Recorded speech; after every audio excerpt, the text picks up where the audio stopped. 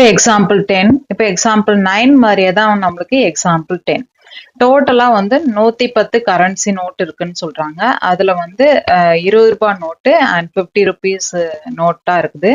இது எல்லாத்தையும் டோட்டல் பண்ணீங்க அப்படின்னாக்க ₹4,300 கிடைக்குது. இப்போ find the number of ₹50 currency notes in denomination கேட்டிருக்காங்க.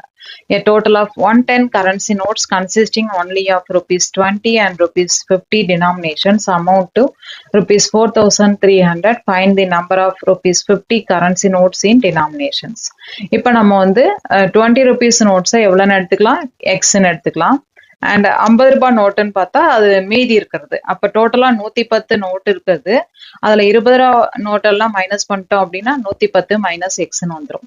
டோட்டல் அமௌண்ட் என்னன்னு சொல்லியிருக்காங்க, நம்மளுக்கு 4,300 சொல்லியிருக்காங்க. அப்ப ஃபர்ஸ்ட் ஸ்டெப்புக்கு நம்ம வந்து ஃபர்ஸ்ட் ஸ்டெப்ல இருந்து எக்ஸ் இன்டூ ₹20 நோட்டு அண்ட் ரெண்டாவது ஸ்டெப்ல இருந்து 110 மைனஸ் எக்ஸ் இன்டூ 15 வந்துடும்.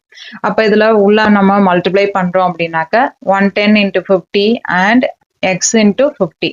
அப்ப 110 இன்டூ 50ன்றது 5,000 மைனஸ் 50x வரும், 5,500 வரும்.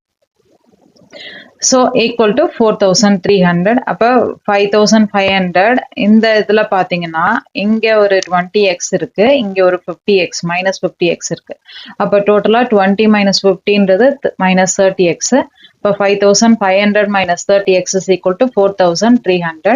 இப்போ 5,500 minus 4,300 is equal to 30x. இப்போ இதை மைனஸ் பண்ணும்போது 1200 is equal to 30x.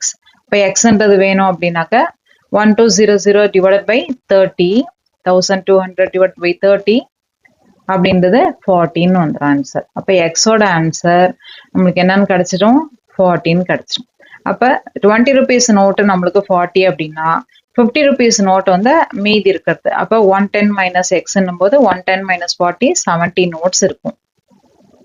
So ₹20 note 40, ₹50 note 70 இருக்குது. டோட்டலா எனக்கு 110 கரன்சி நோட்ல